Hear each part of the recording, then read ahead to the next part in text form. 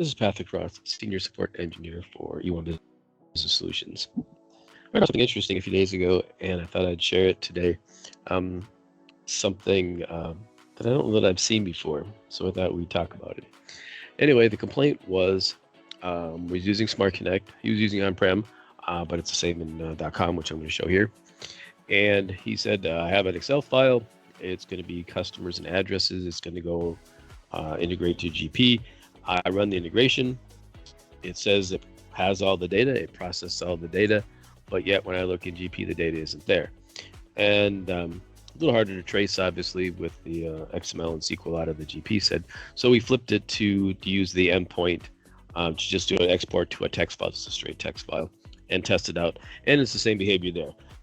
Well, in the end, what happens is that SmartConnect's reading the data, but it doesn't seem to be sending it to our destination.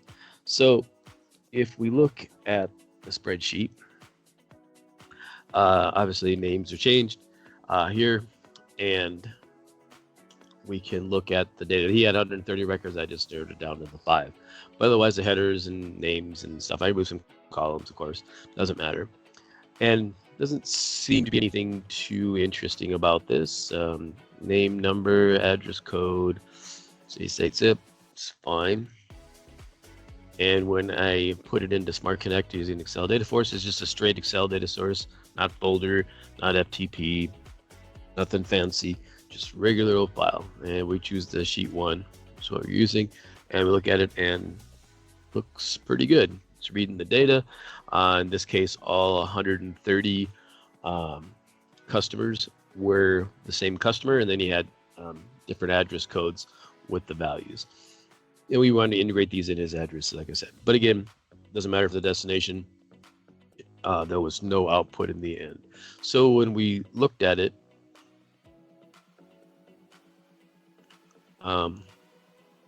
we can take a quick peek at the processes. And if we look at the process itself, so again, we're going to use this data source, text file. We wanted to see each document being processed, so we use customer number and address code as our primary keys, our key fields. And so now we have 5 records in the table. We'll expect to see 5 records processed, and then of course 5 success.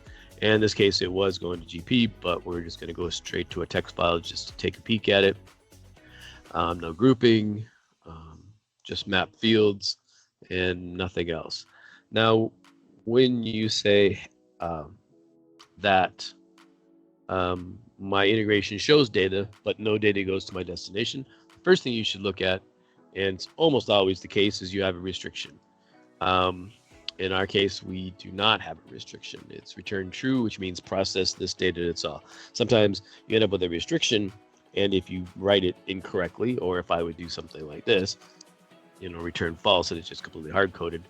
But if I would do something like that, if I'd have a problem with my coding, what you might think is some will be accepted, some will be excluded, but due to your errors in coding, perhaps then it kicks them all out, and you wonder why. When it shows success, but it just removes the data, it still would count as a success then if it doesn't get sent. But that clearly is not the case. The other possibility would be is if you had a before,